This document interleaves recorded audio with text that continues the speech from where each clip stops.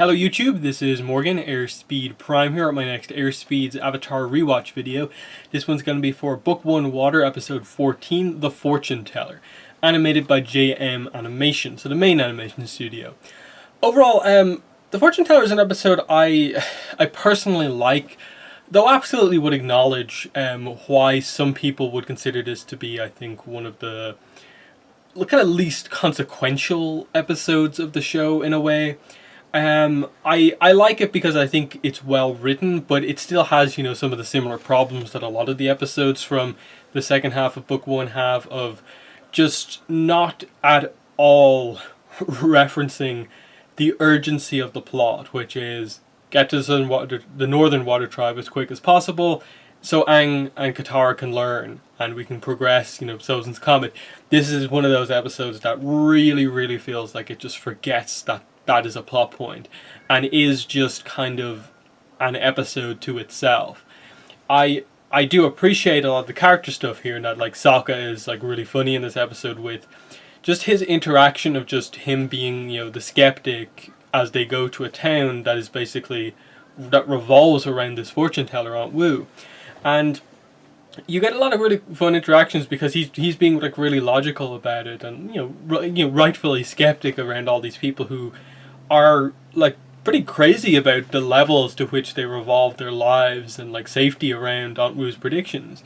And even by the end of the episode, when he kind of points out and makes it really clear to them that we saved your lives here and you're still believing in fortunes just because like of the technicality of technically Aunt Wu was right that the village wasn't destroyed because we happened to be here and interfere, that like that's part of the prediction when she said that they wouldn't be, destroyed. It's that kind of like, okay, she's right, but only on a technicality, to the point where like, do all of Aunt Wu's predictions come true or not? And I think that's just an overall thing with this episode that's fun to reference back to, of just some of these little predictions that they do make about characters. I think the big one that a lot of people point out from this episode is Katara's death, kind of foreshadowed here with the idea of like they played it obviously for a more comedic moment of just the fact that Katara goes to Aunt Wu for like to learn the future of like every aspect of her life, everything that's going to happen, the important moments in her life, who she's going to marry, all of this stuff, all the way up to like what should I wear tomorrow, what fruit should I eat in the morning, and so on.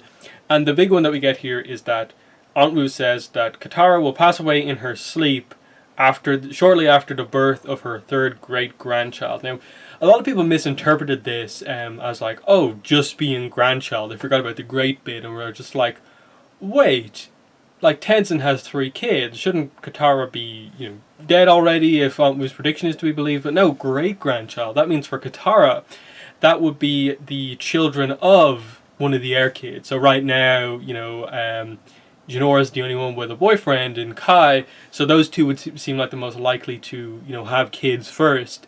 So Katara's death, if Aunt Wu is to be believed, would be after potentially Janora and Kai have their third child, or, maybe they have one and then Iki at some point has 2 children or something like that.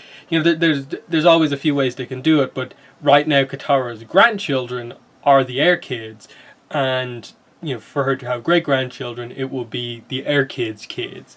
So that's always an interesting one to keep an eye on if we ever do go a little bit further into the future of the show, to see where the Korra characters, where they have kids and so on. But yeah, there's that. So Sokka's hilarious in this episode. The rest of the episode is very kind of romance focused, in that they focus a little bit more on Katang here, making it very clear for, they've always to some degree made it clear, but for the first time I think in the series, just making it abundantly clear that Aang really does like Katara, that it's beyond now just a kind of crush, and it is kind of like he really likes her and kind of wants to tell her that and see if a relationship can start. He's almost at that point right now. Whereas Katara, we see at the start of this episode, is like, no, I just see Aang as like a little kid brother, he's cool, but it's just like that. And this is the episode that really starts anything on Katara's side of that relationship. Not that they come together as a couple here, but it's the first time really that it's this kind of seed planted in Katara's mind that, you know, maybe Aang is that person for her. Like, if she really believes in those fortunes, that she's going to marry a powerful bender, it's going to be this, this, and this. And she's one who we know believes kind of in destiny and stuff like that, because obviously part of the reason she's going on this journey with Aang is because, you know, as Gran said, the fact that you two found Aang in the first place, that's almost destiny. That shows you were meant to go with him on this journey and leave the South for now to go on this. And, you know, to some degree is that Katara sensing that maybe this is. And I think this is the episode that kind of transitioned her from almost excluding Aang from anyone she could ever be with to now actually opening that up as a possibility depending on how things go. And I like the scene that shows it, is that, like, the idea is like Katara will marry a powerful bender, and Sokka's the one to point out by the end of the episode that, like, wow, I always forget how powerful Aang actually is. And Katara has that kind of moment where the camera kind of sweeps around her, and it's this like awe-inspiring moment for her as she realizes that he is what basically the most powerful bender she's seen right now in the show. That Aang is a master airbender, and one of the things that's been very consistent in the show up to now is that they've always tended to show Aang as being exceptionally skilled in the fights that he's been involved in. He's been able to kind of outmaneuver a lot of characters older than him, and just showing that, like, he's a master, and that is something that is notable about him. So very kind of well done there. Yeah, we do get other predictions that, like, Meng in this episode, another new character who is the one that has a crush on Aang. So they kind of do the whole dual thing of just Aang has a crush on Katara. Katara is kind of oblivious to Aang, and then Meng has a crush on Aang, and Aang is oblivious to that. And then Sokka is on the outside, seeing Meng's crush on Aang, and just thinking that Aang is, like, acting aloof on purpose because that's Sokka's advice. I like that whole kind of dynamic as, like, a kind of comedy thing across the episode of just obviously the same thing with Meng and Aang, and then Aang and Katara, and then just, like, Sokka being like, that kid is really good at acting aloof and, you know, being the cool guy in this relationship. But it also leads to, I think, what is a pretty nicely done moment but come the end of the episode of just Meng kind of coming out and confessing to Aang that she likes him, but Aang kind of, you know, telling her that, like, he doesn't feel that way, but that he has confidence that she will find, you know, someone who does care about her in the future. She will find perhaps this person with the big ears who Aunt Wu predicted she would marry. So, you know, given that we never come back to Mei in the series, it would have been nice to at some point see if, you know, she ever did find that person with big ears who actually cares about her. But she was a fun character in the episode as well. You know, she notes how nice, you know, Katara is, and then at the end calls her a floozy, of course. Just a little bit of jealousy at the end, which was nice. And then, you know, there's some other nice moments, like Aang and Katara doing the cloud bending together, as the group realizes that the volcano is going to erupt, and so they have to convince the village by basically having Aunt Wu have to give the prediction of the, like, volcanic doom. So they make that in the clouds with, you know, a mix of water and airbending, which is really fun. So that's cool. The actual fight against the volcano, you know, with Aang, you know, Sokka organizing people, we get the use of earthbenders as well as Appa and Momo here. Obviously it's not as powerful of a volcano eruption as the one that Roku fights, but still it is this kind of trend to a degree of just, like, avatars fighting volcanoes, and Aang wins this one even though it's not the biggest volcanic eruption, and then Roku obviously dies during a very, very violent eruption that effectively, like, destroys an island. Yeah, other moments, Aang obviously gave Katara the kind of replacement necklace at the start of the episode. What else do I have here? Yeah, like, as I said, it's just a lot of kind of fun, like, kind of character gag moments that make this episode, I think, fun and interesting. It really has, like, very little consequence on the entire series, in the sense of, like Katara and Aang both neither, like, learn any, like, real, like skills. Sokka doesn't necessarily learn any skills. The only thing is really just in terms of plot progress is kind of like, okay, Katara's more open to the relationship. Aang, I think, comes to realize his feelings for Katara a bit more, and that's where we are with that.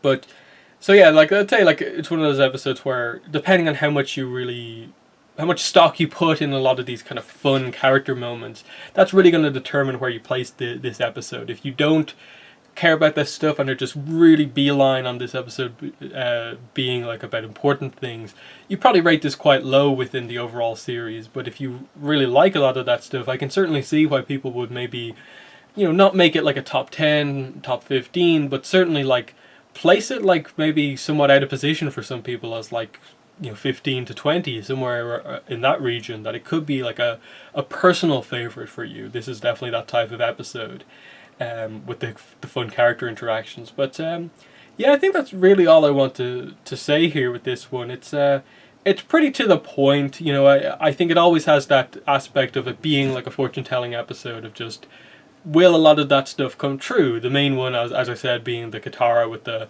dying shortly after the birth of her third great-grandchild, that sort of thing. And then like there's the obvious thing of like, Aunt Wu says that Sokka's life will be, like mostly self-inflicted kind of pain upon himself, which is more of a joke for this episode, just that she doesn't even like properly predict him, and of course the skeptical one gets kind of wrecked in the episode devoted to kind of fortune-telling. But yeah, that's really all I wanted to say here. So in the comments, let me know what your thoughts are on this episode. Do you really like this episode, appreciate a lot of the kind of humor and character moments like I do, or do you really not rate this one all that much because it is a fairly inconsequential episode, and like I said at the start, it doesn't reference the plot at all. It's completely unaware of the fact that Sozin's Comet is coming. It's like, yeah, you probably should have placed this episode as like maybe number 6 or 7 when they knew they were kind of they had to have some pace because obviously there's a war going on, but they weren't so crazy on time. It would have been better paced to place it there, but definitely the placement of this episode feels a bit weird. And then I suppose in terms of where we are in the series right now, this starts another run of episodes that I think is perhaps part of the problem with book 1, of just like, okay, 9, 10, 11 were, as I said, it's probably one of the weakest runs of episode in the show. 14, 15, 16, and 17 are all like, I think, fine episodes. I think some of the quality is better than the that previous run I just talked about. But I think what you really needed to do across these episodes was have some sort of a plot, a reason to just not get to the Water Tribe just yet. As I said, I'll get to each individual episode as we go on, but I think there's definitely a sense of like, kind of like in book 2, you had the group be kind of sidetracked by Ba Sing Se and what was happening there. You needed something like that to happen just before the Water Tribe, just to give a reason for why the group was kind of taking things a bit slower going through all these towns. Any sort of plot, I think, to just kind of lock them to a place for a little bit was something that was needed, rather than just, oh, random episode, here's a new character, random episode, new character, which is kind of what happens for the next group of episodes. Like this one, none of them I have a huge problem with, and none of them I would rate like so low. Obviously, I covered my like bottom 5 episodes, but I think for sure a few of these ones coming up are kind of ones I'd rate like, yeah, they're probably within the bottom 10 or 15 episodes in the series. And that's obviously why I think book 1 is the weakest book of Avatar, and it just gets better from here on out. But that's just an interesting thing to talk about there. But yeah, so give me your comments about this episode below. But yeah, that's been the video for today. Thanks for watching, and bye.